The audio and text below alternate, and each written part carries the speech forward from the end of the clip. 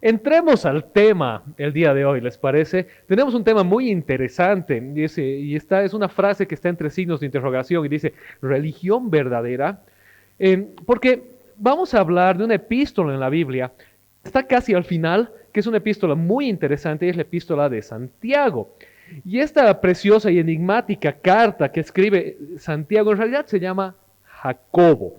El nombre del autor es Jacobo, el hermano del Señor Jesucristo, así era conocido. Era el hijo de José y María, el hijo biológico, el hijo natural. Él no era divino como Jesús, era un hombre común y corriente. Pero después de la muerte y resurrección de Jesús, él pasa a ser la cabeza de la iglesia en Jerusalén. En el libro de los Hechos vas a encontrar que muchas veces se menciona a Jacobo o a Jacobo, el hermano del Señor, pues él es el autor de esta epístola de Santiago. Y te preguntarás, ¿por qué Santiago?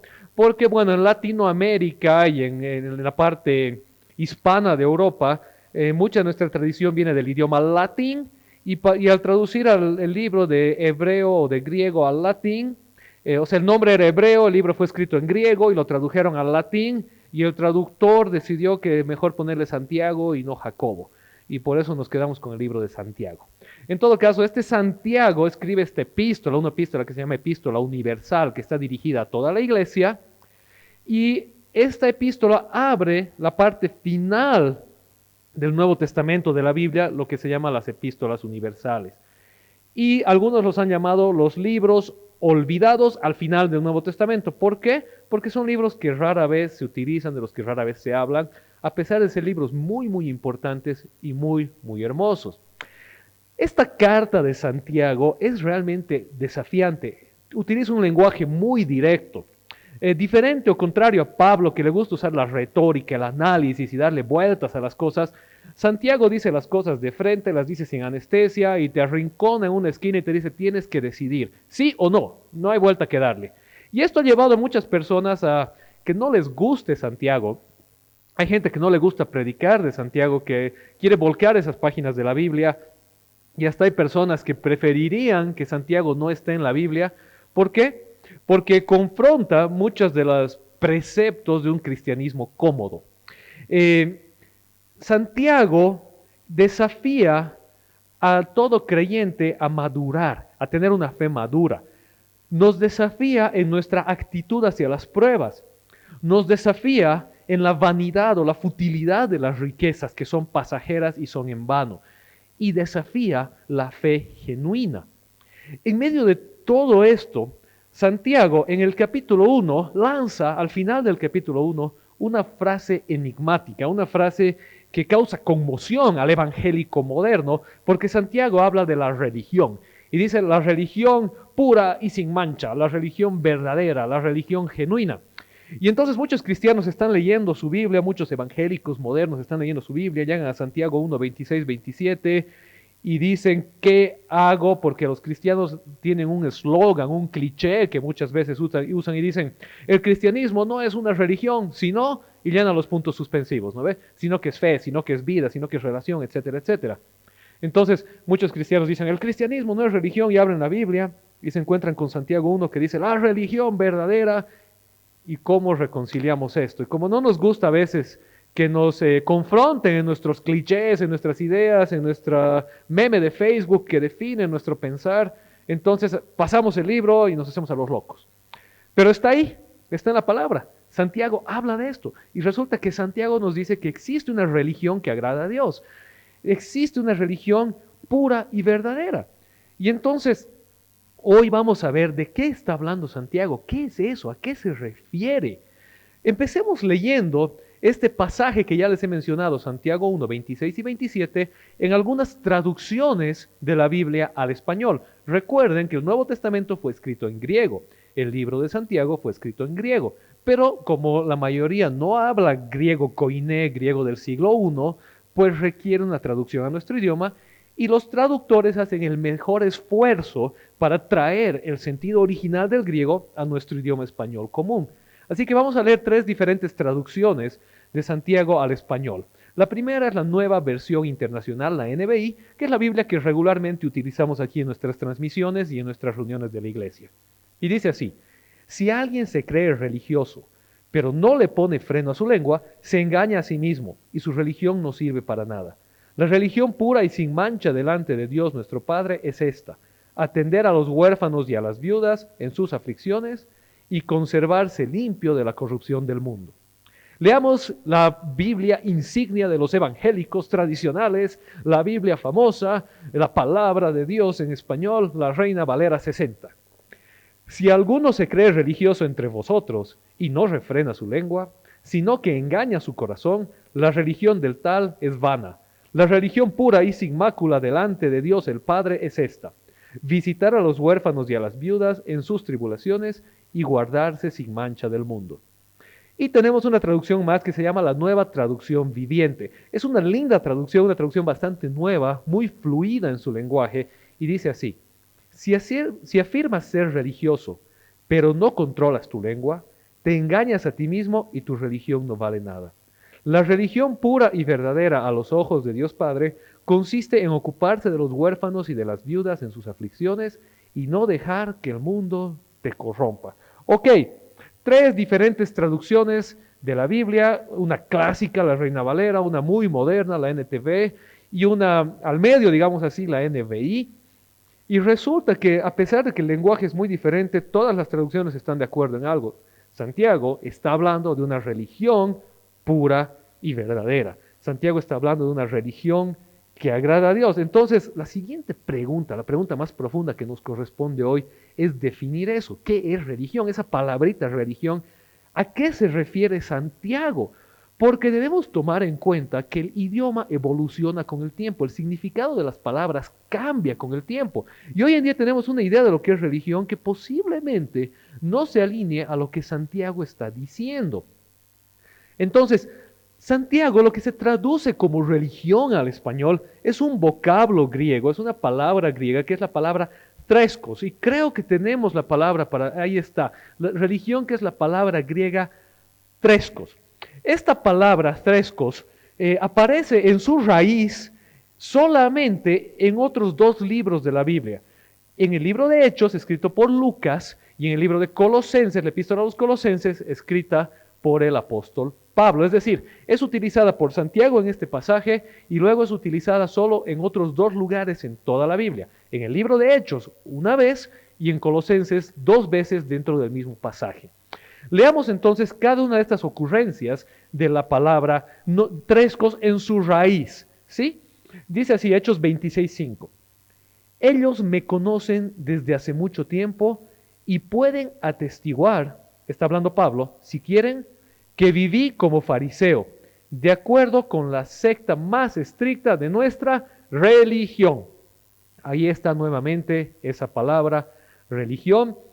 Esto es un recuento escrito por Lucas de algo que Pablo dijo en una defensa cuando estaba siendo acusado por los judíos, y Pablo se está defendiendo y Pablo está diciendo: saben, si los judíos me quieren acusar a mí, tienen que lidiar con quién soy yo.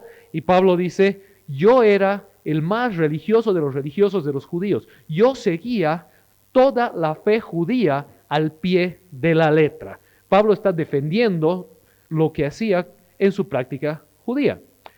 Luego en Colosenses ya tenemos el uso nuevamente de la pluma del mismo Pablo. Ahora aquí Pablo está escribiendo una carta a los Colosenses, y en Colosenses capítulo 2 versículo 18 dice así: no dejen que les prive de esta realidad ninguno de esos que se ufanan en fingir humildad y adoración. Esa palabra adoración, nuevamente la misma palabra griega, adoración de ángeles. Los tales hacen alarde de lo que no han visto y envanecidos por su razonamiento humano, y continúa.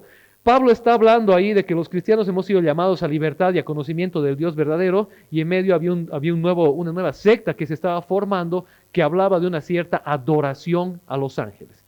El otro lugar donde esta palabra aparece es en el mismo capítulo de Colosenses 2, pero ahora en el versículo 23. Y esta nunca te imaginarías que es la misma palabra por cómo se la traduce al español, pero es la misma raíz griega. Colosenses 2:23. Tienen sin duda apariencia de sabiduría, con su afectada piedad. Esa afectada piedad es una conjugación de la misma palabra religión. Y luego continúa el versículo, dice, con su afectada piedad, falsa humildad y severo trato del cuerpo, pero de nada sirven frente a los apetitos de la naturaleza pecaminosa. Ese versículo, nuevamente, la afectada piedad es la misma raíz griega. Veamos el significado entonces de esta palabra religión en los tres contextos en los que aparece fuera de Santiago. En los tres versículos en los que esta palabra aparece fuera de Santiago, veamos a qué se refiere. En el primer caso, Hechos 26:5, se refiere a la práctica de la fe judía, es decir, a seguir las ordenanzas de la ley. Pablo está hablando de religión y cuando habla de religión en Hechos 26:5, él está hablando de seguir al pie de la letra lo que la ley ordenaba. Segundo caso, Colosenses 2:18. Se refiere a una falsa adoración a los ángeles. Se refiere al hecho, a la acción de adorar. Entonces la palabra religión está hablando primero de seguir los mandatos de la ley al pie de la letra. Segundo, de adorar. Y en tercer lugar, en Colosenses 2:23, la palabra griega dice literalmente piedad autoimpuesta. Ahí está hablando de una religiosidad autoimpuesta que un grupo de personas habían generado su propio estilo de adoración. Y esto es el asunto importante. Esta palabra, la palabra treskos, cuya raíz griega es treskeia, no sé, Dani, si tenemos esa palabra treskeia, está ahí exacta en pantalla. Esta palabra treskeia, que es la raíz, literalmente es la palabra adoración. ¿De qué se está hablando aquí entonces? ¿A qué se refiere religión? ¿Qué está diciendo Pablo cuando él decía que era el más religioso? ¿Qué está diciendo Santiago cuando está hablando de la religión pura y sin mancha delante de Dios? ¿Qué está hablando en Colosenses cuando habla de la adoración a los ángeles y de una piedad autoimpuesta? Pues la palabra religión utilizada por Santiago, utilizada en la Biblia, tiene la connotación de una expresión de fe, de una práctica de fe. ¿A qué se refiere la palabra religión? Es a la exteriorización de tu fe, a la manifestación de tu fe. En otras palabras, cuando está hablando de la religión en la Biblia, treskeia, treskos, están hablando del hecho de que si bien tú tienes una fe interna, esa fe la exteriorizas, esa fe la haces evidente con tus acciones y esas acciones son tu religión. Craig Blomberg lo explica de esta manera. Craig Blomberg escribe un comentario al libro de Santiago muy, muy bonito y lo explica así. Dice, mientras que en nuestra cultura llamar a alguien religioso puede implicar que sus creencias son superficiales y falsas, treskos por sí sola en el griego no tenía esas implicaciones. Es decir, hoy en día cuando dicen, es que es religioso, a veces se acusa a alguien de querer tener apariencias, de querer demostrar cosas, pero que en realidad no las vive. Pero en el contexto bíblico no era así. Cuando a alguien se le llamaba religioso, era un elogio, era una manera de decir que era alguien que seguía al pie de la letra los mandatos de su fe. Alguien que llevaba adelante, llevaba a cabo lo que su fe demandaba. En el caso de los judíos, la fe judía del Antiguo Testamento tenía una ley muy, muy precisa, 600 y pico mandamientos, algunos dicen 613, otros 623. Entonces aquel que llevaba a cabo todos los mandatos de la ley ritualísticamente, pues era alguien muy religioso. Pablo habla de una piedad autoimpuesta, es decir, de personas que agarraban a la fe cristiana y le aumentaban una serie de requisitos para sentirse muy religiosos. Nuevamente recuerden que en ese tiempo eso era algo visto positivamente, era exteriorizar tu fe. Entonces, la palabra religión utilizada aquí en Santiago no tiene una connotación de hipocresía o falsedad, sino que se refiere a las prácticas que uno utiliza para adorar a Dios. Entonces, ya hemos entendido que cuando Santiago está hablando de religión, no está hablando del concepto moderno, está hablando de la práctica de la fe por medio de la exteriorización que uno lleva a cabo de las prácticas de su fe. Ahora entonces pensaremos lo siguiente. Santiago nos dice que existe una religión pura y sin mancha, una religión que agrada a Dios. Ya hemos visto que cuando habla de religión está diciendo un practicar, una forma de llevar adelante, de poner en evidencia mi fe. Entonces lo siguiente que nos corresponde es preguntarnos cuáles son esas prácticas, cuál es esa religión que agrada a Dios. ¿Cuál es esa religión pura y sin mancha delante de Dios? Volveremos a leer nuestros dos versículos fundamentales. Santiago 1, 26, 27. Si alguien se cree religioso, pero no le pone freno a su lengua, se engaña a sí mismo y su religión no sirve para nada. La religión pura y sin mancha delante de Dios nuestro Padre es esta: atender a los huérfanos y a las viudas en sus aflicciones, conservarse limpio de la corrupción del mundo. Antes de entrar a estos dos versículos en particular, es necesario recordar y tomar en cuenta que estos dos versículos no han sido escritos en el vacío, no son un proverbio, no son un meme de Facebook, han sido escritos en el contexto de una carta más grande, que es la carta de Santiago. Y lo que hace Santiago es muy interesante, porque el capítulo 1 de Santiago es una especie de índice que introduce todo lo que Santiago va a elaborar a través de toda su carta. Y entonces, si tú vas leyendo la carta de Santiago, te vas a dar cuenta que él elabora muy en profundidad los temas aquí mencionados: el dominio de la lengua, qué hacer con las riquezas, cómo debe comportarse un rico, cómo encarar el cuidado a los pobres. Todo esto Santiago lo profundiza en toda su carta. Pero bueno, lamentablemente hoy no tenemos el tiempo de hacer un análisis exhaustivo de los 5 capítulos de Santiago. Así que vamos a ver hoy solamente el contexto inmediato. ¿En qué contexto específico inmediato en Santiago aparece esta palabra religión y estos versículos?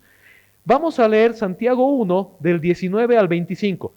Parte del mismo párrafo, lo que está enmarcando este concepto de la religión pura y sin mancha. Santiago 1, 19 al 25 dice así: mis queridos hermanos, tengan presente esto. Todos deben estar listos para escuchar y ser lentos para hablar y para enojarse, pues la ira humana no produce la vida justa que Dios quiere. Por esto, despójense de toda inmundicia y de la maldad que tanto abunda, para que puedan recibir con humildad la palabra sembrada en ustedes, la cual tiene poder para salvarles la vida. No se contenten solo con escuchar la palabra, pues así se engañan a ustedes mismos. Llévenla a la práctica. El que escucha la palabra, pero no la pone en práctica, es como el que se mira el rostro en un espejo y, después de mirarse, se va y se olvida enseguida de cómo es. Pero quien se fija atentamente en la ley perfecta de la libertad y persevera en ella, no olvida lo que ha oído, sino que haciéndolo recibirá bendición al practicarla. Veamos. Santiago 1, 26, 27 habla de dominar la lengua, habla de una religión que es visible en nuestra generosidad, en nuestro preocuparnos por el desposeído. Y nos damos cuenta inmediatamente cómo es que los versículos 19 al 25 ya hablan sobre esto. Santiago habla aquí sobre ser tardos para hablar, ser prontos para oír, cuidar la lengua y no ser solamente oidores de la palabra, sino hacedores, como dice la Reina Valera, no solo escuchar la palabra y no ponerla en práctica, sino practicarla. ¿Qué nos está diciendo entonces Santiago aquí? Ya que de estos versículos, de estos 7 versículos, podríamos hacer otra serie enorme de enseñanzas. Pero resumamos un poquito hoy día. Y dice así: la verdadera fe es la que nace de escuchar con atención la palabra de Dios y ponerla en práctica. Lo que Santiago nos está diciendo es esto: la fe verdadera, la fe genuina, no es solamente decir, sí, yo creo, sí, yo he escuchado, es escuchar con atención la palabra de Dios y ponerla en práctica.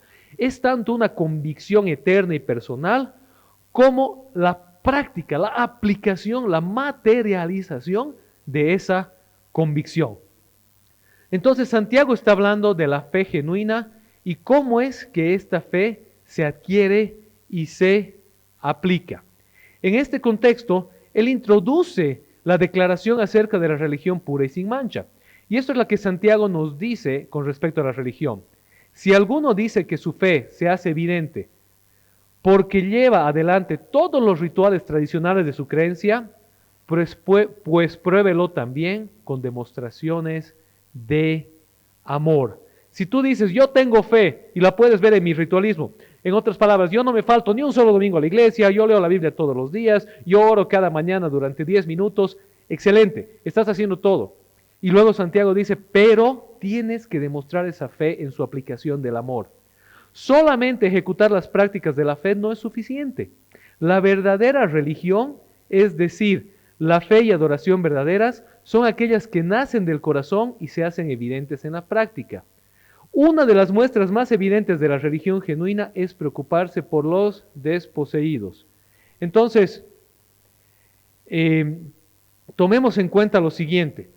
Cuando Santiago está hablando de religión, hemos dicho que está hablando del concepto de poner en práctica mi fe, del concepto de aplicar los preceptos de mi fe. Y Santiago dice, la religión es la práctica de tu fe. Toda fe tiene prácticas. Tú te puedes alinear a cualquier tipo de fe, a cualquier tipo de cosmovisión o creencia, y esta conlleva prácticas, cosas que haces, una manera de llevar adelante tu fe. La fe cristiana tiene prácticas muy fundamentales. Por ejemplo, la confesión de fe de quién es Jesucristo, el Hijo de Dios, nacido de María Virgen, que vivió una vida en perfecta unión con el Padre, que murió en la cruz, efectivamente fue enterrado y resucitó al tercer día, ascendió al cielo y envió al Espíritu Santo y hoy vive para siempre. Fundamento de la fe cristiana. La Trinidad de Dios, un Dios en tres personas, Padre, Hijo y Espíritu Santo, uno solo en tres personas. Es parte de la confesión de fe cristiana. En las prácticas cristianas tenemos el bautismo en agua, tenemos la Eucaristía o la celebración de la Santa Cena del Señor, tenemos la congregación, el reunirnos en comunión, el tener un tiempo de unidad entre hermanos, tenemos los cantos, himnos de alabanza al Señor, tenemos la lectura de la palabra, etcétera, etcétera, etcétera, la oración, la devoción privada. Todo esto son parte de la práctica de la fe cristiana, lo que Santiago llama la religión. Pero ahí Santiago le añade y dice, la religión pura, la religión verdadera, no se limita a esto, no se limita a las prácticas visibles y comunes de tu fe, sino a una convicción sincera que va más allá y te lleva a tener una demostración de amor al prójimo. La fe verdadera, la religión verdadera, el cristianismo verdadero que agrada a Dios, no se limita a lo que se ve dentro de lo que se espera de un cristiano, sino que va más allá a lo que el corazón de Dios busca en el corazón de un cristiano, de un adorador. Y ahí Santiago habla de dos cosas fundamentales, el dominio propio y el amor al prójimo, en especial por el desposeído. Lo que aquí Santiago está diciendo acerca de la fe es que la fe ritualista no tiene ningún mérito en sí misma, sino que debe ir acompañada de profunda convicción que se haga evidente en prácticas reales. ¿Cuáles son esas prácticas de las que Santiago está hablando? Hemos hablado ya hace un momento, les he dado una serie de ideas de las prácticas cristianas. ¿Qué hace un cristiano? Un cristiano lee la Biblia, un cristiano ora, un cristiano confiesa el nombre de Jesucristo, la deidad de Dios, un cristiano se bautiza, un cristiano participa de la cena del Señor, un cristiano va a la iglesia, un cristiano diezma, un cristiano alaba al Señor, un cristiano ora, etcétera, etcétera, etcétera. Pero ahora Santiago dice, más allá de todo eso, existen cosas fundamentales. Y aquí Santiago, ya sea que lo está haciendo intencionalmente o inadvertidamente, está haciendo eco de lo que el mismo Señor Jesús ya enseñó unos años antes. Mateo capítulo 15 encierra un bloque de enseñanzas de Jesús. Y es interesante que si tú lees Mateo capítulo 15, te vas a dar cuenta que se parece mucho a lo que Santiago aquí enseña. En Mateo 15:10 Jesús dice que no es lo que entra a la boca de uno lo que lo contamina, sino de lo que sale de la boca del hombre. Los judíos religiosos tenían una serie de tradiciones en cuanto a la alimentación. No comían chancho, solo comían cosas que habían sido matadas de cierta manera, no comían cierto tipo de comida, no solo el chancho, una serie de animales. Tenían una serie de ritos en cuanto a la comida y eran muy ritualistas, muy religiosos en cuanto a lo que meten a la boca. Pero de su boca pasaría cualquier disparate y estaban en paz. Y Jesús les dice, no señores, no es así. No les contamina lo que entra a la boca. No te contamina que comas una chuleta de cerdo. Lo que te contamina es lo que sale de la boca del hombre. Y Santiago nos dice, aquel que no cuida su lengua, que no refrena su lengua, aquel que no sabe cuándo y qué hablar, entonces realmente no ha entendido a qué se refiere la fe, la adoración, la religión cristiana, lo que Dios busca. Luego, en el mismo Mateo 15, versículos 18 y 19, Jesús dice la famosa frase, de la abundancia del corazón habla la boca. Aquí Jesús la reitera porque ya antes en el Sermón del Monte, Mateo capítulo 5 al 7, ya habla de este tema Jesús, y en Mateo 15 lo vuelve a decir, de la abundancia del corazón habla la boca. Seguimos en el tema de la lengua. Santiago y Jesús están de acuerdo en que una marca genuina de la fe cristiana es nuestra boca, lo que decimos, cuándo lo decimos, por qué lo decimos. En Mateo capítulo 6, en el Sermón del Monte, Mateo 6, 24, Jesús dice, no se puede servir a dos señores, porque se amará a uno y se menospreciará al otro, o se menospreciará a uno y se amará al otro. No se puede servir a la vez a Dios y a las riquezas. Y Santiago nos dice, la religión que agrada a Dios es cuidar del desposeído, del necesitado. Entonces, nuevamente va de la mano. Si tú vives toda tu vida para tener más, para ser exitoso, para tener riquezas, para tener lo más nuevo, para tener una cuenta bancaria más grande, entonces realmente hay algo en tu corazón que está mal. Le has dado al dinero, al estatus, a la seguridad, a las posesiones, el lugar de Dios. Y Jesús ya nos dijo, eso no funciona, no se puede hacer. Y Santiago lo pone de una manera proactiva. Jesús lo dijo de una manera como advertencia. No puedes tener las dos cosas, o amas a Dios o amas a las riquezas. Santiago lo pone de manera proactiva y nos desafía y nos dice así, si tú realmente amas a Dios vas a ser generoso con tus posesiones. Pero si tú amas mucho las riquezas, con seguridad que la generosidad va a ser un desafío para ti. Y bueno, en el mismo Mateo 15, Jesús elabora un gran debate con los fariseos y Jesús desarrolla un excelente contraste entre mantener apariencias externas, siguiendo todo lo que la ley demanda, pero haciendo caso omiso de la pureza del corazón, o seguir la ley desde lo profundo del corazón. Y en ese pasaje de Mateo 15, en el debate, está esta famosa discusión de Jesús con los fariseos, cuando Jesús les dice, ¿saben qué? Ustedes diezman religiosamente, pero cuando tienen un pariente o alguien en necesidad de medio nuestro, no le quieren ayudar. Y Jesús les dice, ustedes han entendido todo al revés. Es bueno que diezmen y que sean fieles a las ordenanzas de la ley, pero sería mejor que primero sean misericordiosos, que primero amen al prójimo. Dice, hagan lo uno sin dejar de hacer lo otro. Entonces, nuevamente, Jesús pone, como siempre, el amor y la misericordia por encima de las demandas de la ley.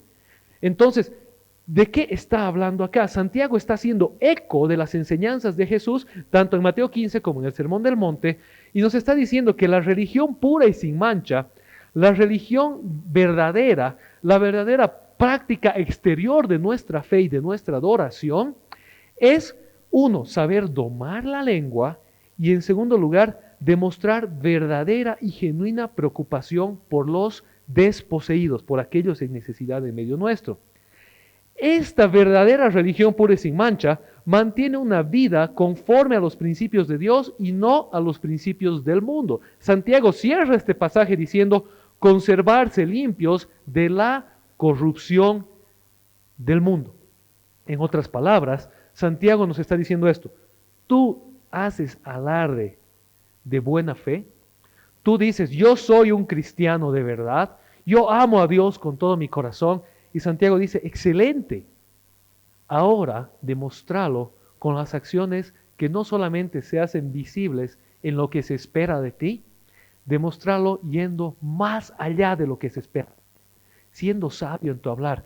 Un poquito antes, en el mismo pasaje, Santiago dice, el que no tiene sabiduría, pídasela a Dios, pídasela con fe no dudando, y Dios se la va a dar. Entonces Santiago nos dice, ¿quieres de verdad decir, yo adoro a Dios, yo amo al Señor, yo soy creyente de fe? Muéstralo con la sabiduría de tus palabras, número uno. Número dos, muéstralo con tu generosidad. No solamente con decir yo amo al prójimo, sino con amar al prójimo de hecho. Y finalmente dice, muéstranos en cuánto te diferencias tú del mundo. ¿Qué tan diferente es tu manera de pensar y actuar que la del mundo? ¿Te pareces a todo lo que el mundo piensa? Todo nuevo trend, toda nueva idea, toda nueva cuestión viral se adueña de ti y tienes que ser parte de eso? ¿O tú realmente meditas y evalúas delante de Dios y dices, esto no va conmigo, esto no va con mi fe. Aunque sea muy bonito y todos lo hagan, y aunque me parezca muy chistoso, la pregunta que me debo hacer es, ¿qué dice Dios acerca de esto? Mantenerse limpios fuera de la corrupción del mundo. De eso está hablando Santiago. Entonces, hemos visto esta mañana, hemos hecho un estudio de palabra, hemos analizado una palabra griega en la Biblia, en todas sus ocurrencias, de tal manera que sepamos a qué se refiere realmente esa palabra. Luego hemos visto que esa palabra, la palabra religión, se había referido a la adoración, a la práctica de la fe, a tener una fe demostrativa en las acciones.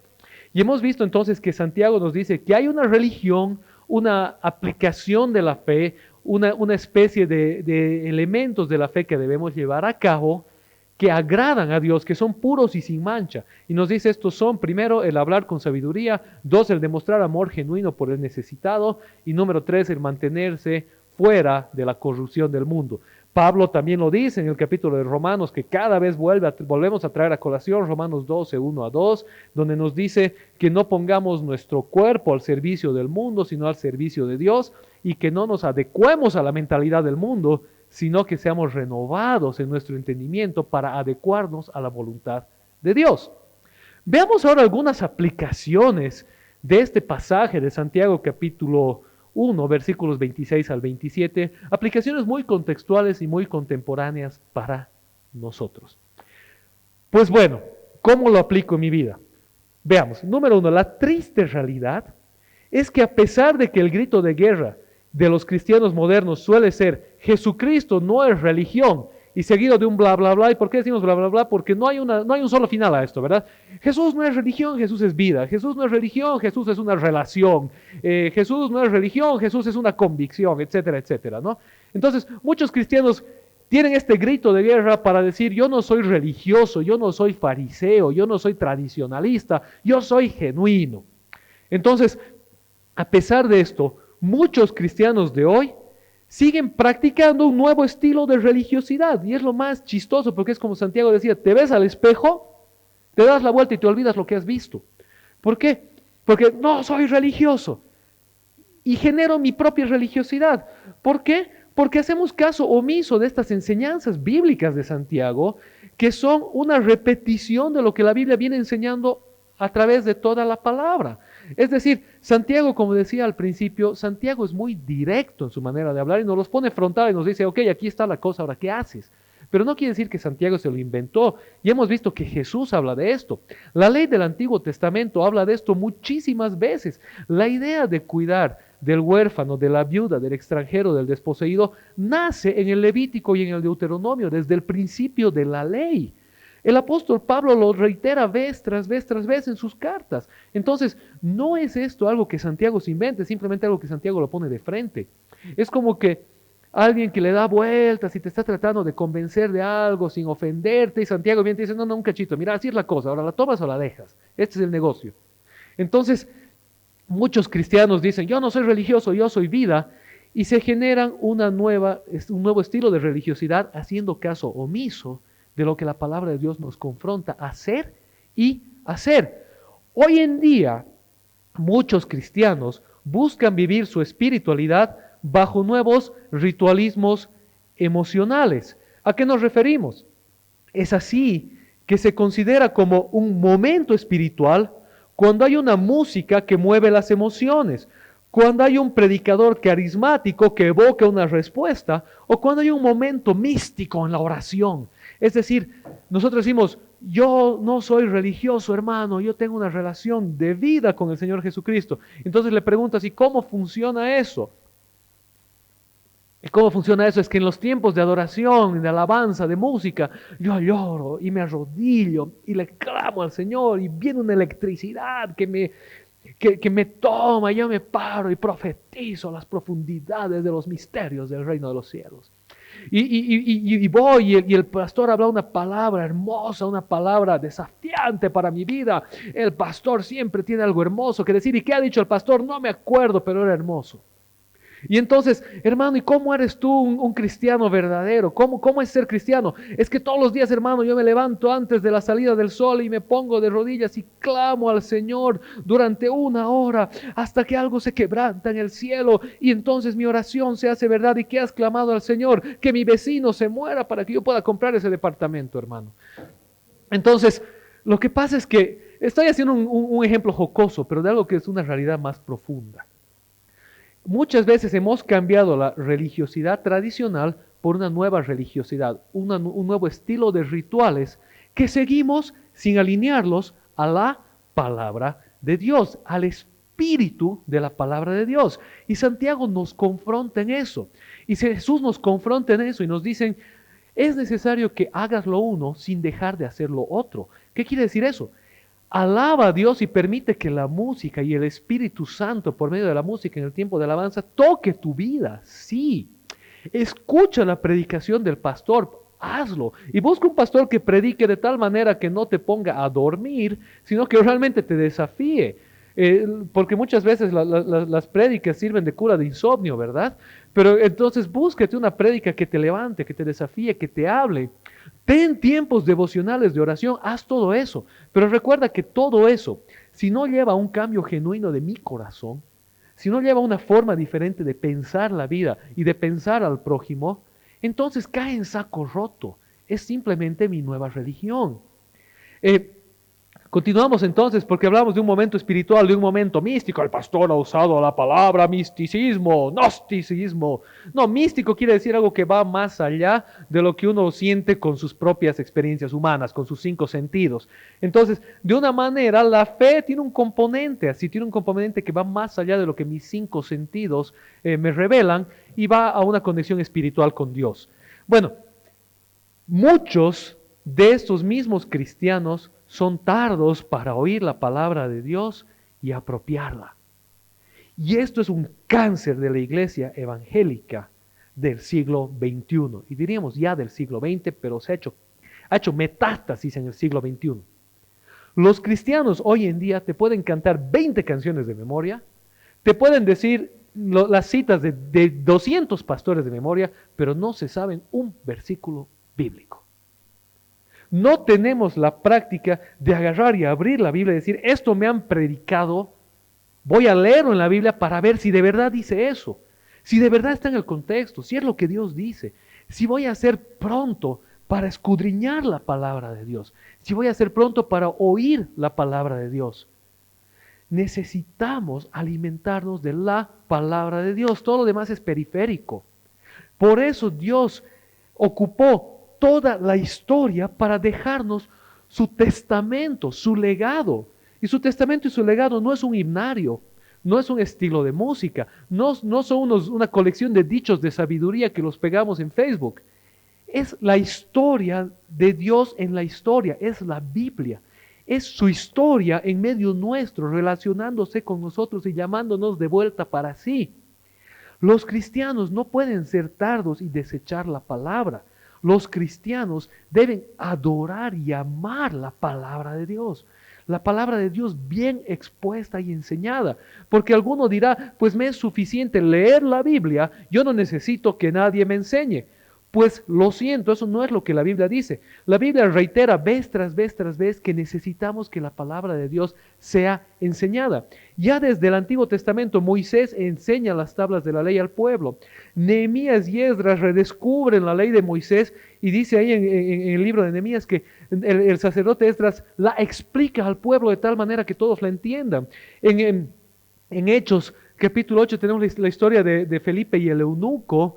Y ahí el eunuco estaba leyendo la Biblia y no entendía lo que decía. Dice, ¿cómo voy a entender si nadie me enseña? Y Felipe se la enseña. Tenemos la historia en el camino a Emaús, cuando Jesús resucita y se aparece a 2 de sus discípulos que estaban todos perturbados. Y en el camino dice que Él les enseña, les recuerda todo lo que había enseñado. Y así sucesivamente, si tú lees toda la Biblia, vez tras vez tras vez, Efesios capítulo 4 nos dice que Dios ha puesto en medio de nosotros pastores y maestros como un regalo a la iglesia para perfeccionar al cuerpo de Cristo. Al escribirle a Timoteo, el apóstol Pablo le dice que se dedique a la lectura y la enseñanza de la palabra de Dios. Así que necesitamos maestros que nos enseñen la palabra.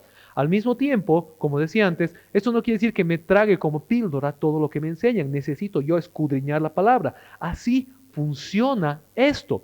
Escucho una enseñanza bíblica de un maestro a quien respeto y voy a la palabra de Dios y lo cotejo con esto. Y si encuentro que hay divergencias, pues si tengo confianza y cercanía con la persona, le pregunto, che, has dicho esto, pero yo leo esto, ¿me puedes explicar a qué te referías? Si no conozco a la persona, porque ahora veo todo por los medios sociales, por las redes sociales, le pregunto a mi pastor. Por eso necesito ser parte de una iglesia local, tener un pastor, un líder de confianza y decirle, he escuchado esto, ¿es verdad? ¿A qué se refiere? Por eso necesitamos buenos maestros. Entonces, los cristianos de hoy lamentablemente se han hecho tardos para escuchar la palabra. Nos encanta todo menos la palabra de Dios. Nos encanta el predicador de moda, la música de moda, el meme de Facebook de moda, pero la palabra de Dios, eso es para viejitos. Necesitamos llenarnos de la palabra de Dios. Luego dice, a muchos cristianos se les hace casi imposible dominar su lengua. Hablan sin buscar de Dios sabiduría y sin tomar en cuenta la prudencia. Ahora, ojo, aquí hay otro cliché cristiano, que el cristiano nunca dice nada que ofenda. El cristiano siempre tiene que hablar con palabras de miel, con flores y rosas. Si tú lees la Biblia te vas a dar cuenta que no es tan así. La mayoría de los siervos de Dios tenían una lengüita bien aguda. No está hablando de que no digas nada, de que te quedes calladito, de que siempre agaches la cabeza, pero está hablando de que lo que sale de tu boca sea sabio. No solo digas por decir, repostees por repostear, repitas por repetir, agarres un hashtag y lo pongas porque suena bonito sin haber averiguado realmente qué dice esto. O que respondas cosas vengativas, cosas hirientes, cosas con mala intención. Yo a veces les digo a algunas personas, el hecho de que lo digas amablemente no quiere decir que lo que digas sea amable. Hay personas que son torpes para hablar, pero en lo que dicen no tienen maliciosidad. Y hay personas que son muy elocuentes para hablar, pero están llenas de veneno. Entonces tenemos que tener cuidado. Fíjate, discerní la intención, el espíritu, qué está detrás de lo que te están diciendo. Y si eso te lleva al perdón, al amor, te lleva a la generosidad, te lleva a la devoción, entonces puede ser que venga de Dios. Pero si te quita la paz, te enoja, te molesta, te lleva al conflicto, te roba la esencia de la paz de Dios, pues por muy lindo que suene, puede ser que no venga de Dios. Dominar la lengua viene del hecho de primero de qué me alimento y luego qué estoy yo regurgitando, qué estoy sacando, qué estoy diciendo, y lo que estoy diciendo lleva a Dios o aleja de Dios. Ok, bueno, entonces otra aplicación, hemos hablado de las aplicaciones de, primero a veces nos hemos vuelto religiosos modernos por hacernos a los no religiosos. Hemos hablado de que muchos cristianos son tardos para oír la palabra de Dios. Hemos hablado de dominar la lengua y de ser sabios y prudentes. Siguiente, dice, son aún mucho más tardos los cristianos modernos para hacer a un lado el afán de las riquezas y ser generosos en su entrega de ayuda al necesitado o desposeído.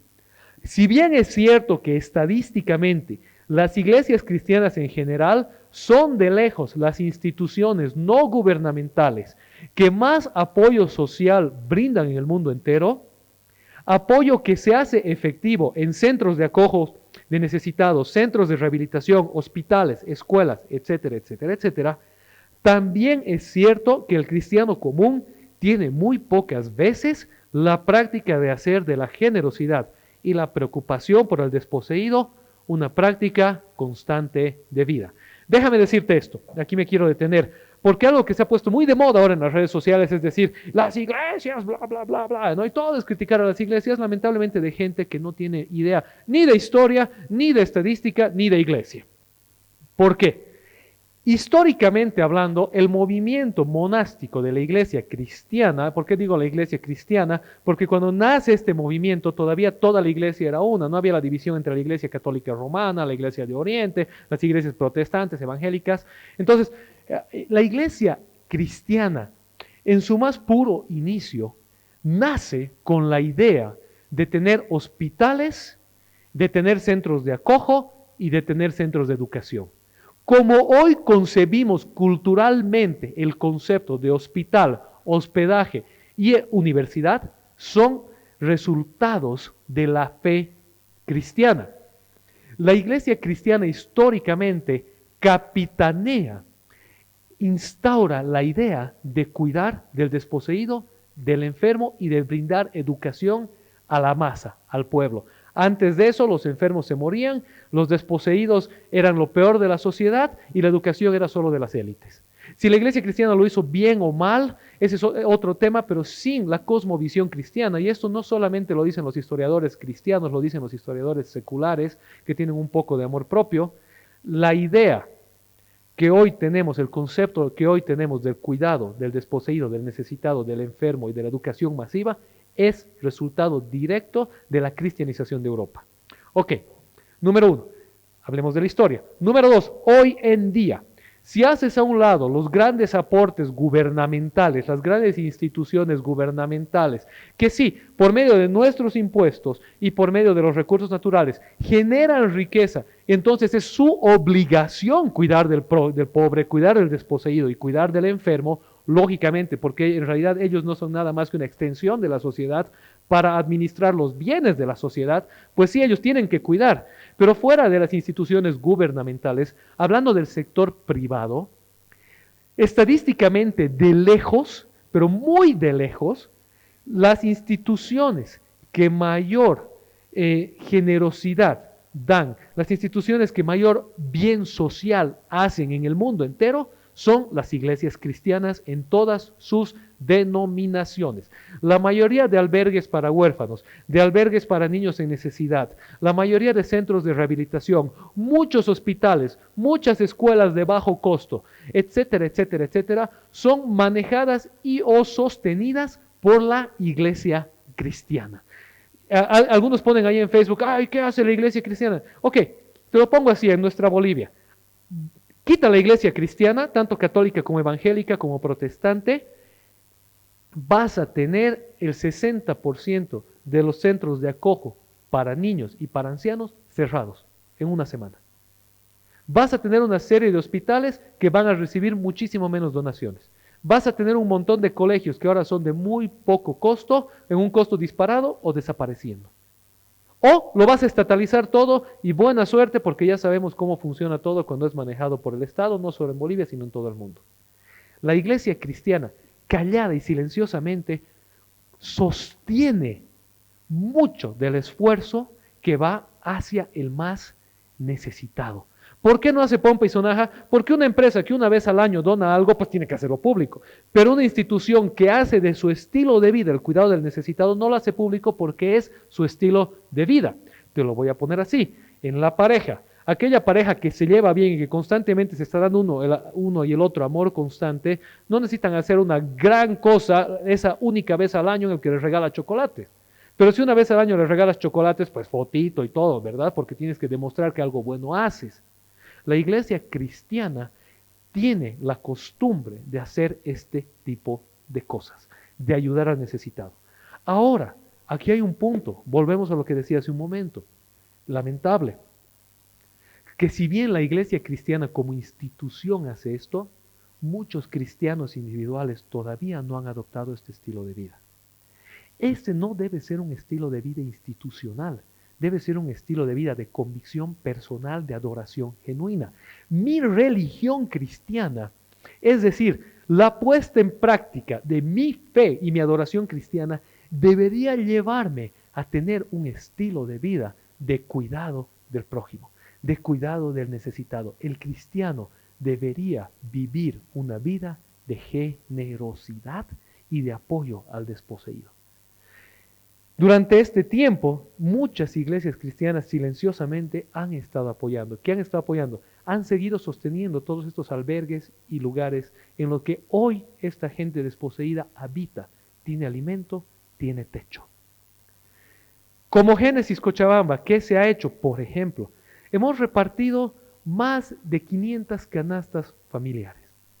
Se han repartido más de 400 platos de comida. Se ha llevado a cabo una serie de donaciones de pañales y otro tipo de cosas a niños y a diferentes personas en necesidad. Se ha brindado al principio de la cuarentena un apoyo directo a nuestras fuerzas del orden que estaban paradas todo el día al sol. Se ha seguido haciendo, brindando los apoyos que se dan a diversas instituciones. ¿Por qué? porque creemos que tenemos que poner en práctica aquello que la Biblia nos enseña. Y quiero agradecer hoy a toda la familia y a la comunidad Génesis por permitir que esto se lleve a cabo y se siga llevando a cabo. Y este es solo un ejemplo microscópico de lo que la iglesia cristiana en todas sus denominaciones ha hecho durante este tiempo en nuestro medio. Pero ahora el desafío baja de la institución a la persona. Y te pregunto a ti, tú y yo, como individuos, en este tiempo en el que la necesidad crece y nuestra fe es puesta en evidencia, ¿estamos nosotros poniendo en práctica esto? La religión pura y sin mancha delante de Dios es preocuparse por las viudas y los huérfanos y mantenerse fuera de la corrupción del mundo. Te pregunto, me pregunto, viudas y huérfanos son un epíteto que usa la Biblia para hablar del desposeído. En esa época las viudas y los huérfanos eran lo más bajo de la sociedad, eran quienes no tenían nada y necesitaban ayuda. Hoy en día en nuestra sociedad es mucho más diverso este tema. Si tienes tú la capacidad de estar bien en casa, ¿has tenido el corazón de ayudar a otros? Otra pregunta, ¿das de lo que te sobra o das de lo mejor que tienes? Quiero compartirles un pequeño testimonio. Hace muchos años, creo que son 8 años atrás, 7 años atrás, estábamos haciendo una campaña navideña, recaudando regalos para llevar a un albergue. Y entonces aprendimos una lección esa vez y dijimos, a partir de ahora lo que vamos a hacer es nosotros conseguir los recursos para comprar los regalos a los niños. Porque nos dolió el corazón ver que mucha gente lo que donaba para los niños era todo lo que no les servía. Juguetes rotos, manchados, destrozados. Viene una persona un día y me dice, es que mis hijos tienen demasiado y yo quiero que ellos donen de lo que ya, de sus juguetes, porque ya no los están usando, y que vayan a la entrega, por favor, para que ellos vean qué bendecidos son y para que vean que hay otros niños que valoran lo que ellos ya no utilizan. Ok, que venga, es una bonita lección, aunque a veces nos quejamos tanto del zoológico y queremos hacer del desposeído otra especie de show, ¿verdad? Porque no vamos a ayudar al desposeído para verlo, sacarle fotos y decir, gracias Dios por lo bendecido que soy. Vamos para darle amor y decirle, ¿sabes qué? Tú vales tanto o más que yo. En el corazón de Dios tú y yo somos iguales.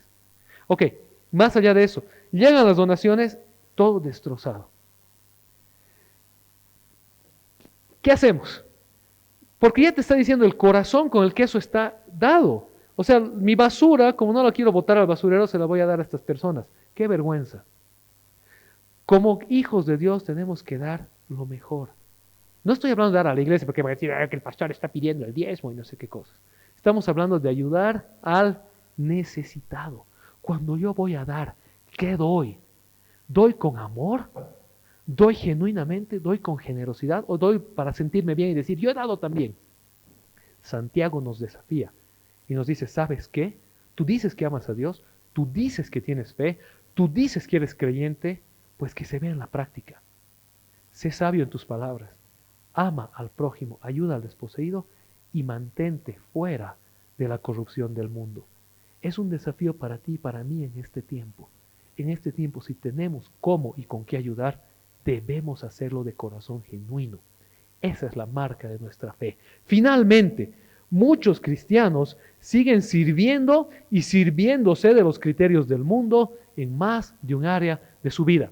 Hemos visto 3 aspectos de esta religión pura y sin mancha de la que Santiago habla. Número 1, nuestra lengua, nuestras palabras. Hoy en día no es solo la lengua, es lo que escribo, lo que posteo. Número 2, hemos visto la generosidad, el amor al prójimo. Y número 3, dice mantenerse fuera de la corrupción del mundo. Y es triste ver hoy en día cómo tanto cristiano sigue viviendo igualito o peor que en el mundo. Con cosas tan sencillas, ya les he mencionado hace rato, como regurgitar o poner o promocionar páginas, hashtags, preceptos del mundo que no tienen nada que ver y que son contrarios a lo que Dios dice. Ya lo mencioné alguna vez hace tiempo cuando todavía nos reuníamos aquí en la iglesia hablando de otro tema, pero no es chistoso para el cristiano andar viendo horóscopos, andar buscando mediums que le den consejos o andar preguntando qué signo tengo o cuál no tengo, porque aunque lo hagas tú muy en tono jocoso, muy yo no me las creo, estás propagando, haciendo publicidad de algo que es molesto a Dios. La idolatría es algo que Dios aborrece, pues Él es Señor de todas las cosas y es Señor de nuestra vida. Entonces, ¿qué tan jocoso para mí es promover cosas que son contrarias a lo que Dios dice y contrarias a mi fe? ¿Qué tanto estoy permitiendo que las ideas del mundo se apropien de mis ideas y yo las vea tan normales que ya ni me doy cuenta de que lo que estoy haciendo o promocionando es contrario a lo que mi Dios me dice? Mantenerse fuera de la corrupción del mundo, ser diferentes al mundo. Entonces, vemos que todo esto engloba un concepto general. Porque hace rato decíamos, para que esto funcione, tengo que conocer la palabra de Dios. No basta con repetir el último eslogan, con repetir un cliché, con tener tiempos muy místicos y emocionales de adoración genuina al Señor Altísimo. No basta con repetir la frase de lo que el pastor ha dicho el último día. Necesito conocer la palabra de Dios, pues la palabra de Dios me va a dar discernimiento para saber si esto es o no contrario a Él. Necesito ser pronto para escuchar la palabra y ponerla en práctica. Conclusión, la realidad, de acuerdo a Santiago, es que la verdadera adoración a Dios se hará evidente en nuestras acciones cotidianas. El hablar con sabiduría, el cuidar del desposeído y el apartarme del estilo de vida del mundo son actos de adoración tan o más espirituales que los tiempos de éxtasis colectivo. Se los vuelvo a repetir. El hablar con sabiduría, el cuidar del desposeído y el apartarse del estilo de vida del mundo son actos de adoración tan o más espirituales que los tiempos de éxtasis colectivo. ¿A qué nos referimos con tiempo de éxtasis colectivo? Que si tú vas a la iglesia cuando se pueda volver a estar juntos y adoras al Señor y lloras con tus lágrimas y oras levantando las manos y saltas y brincas y te abrazas con los hermanos y amas al Señor de todo corazón, y saliendo no eres capaz de darle 3 o 5 pesos al muchacho que te cuidó el auto, no has hecho nada.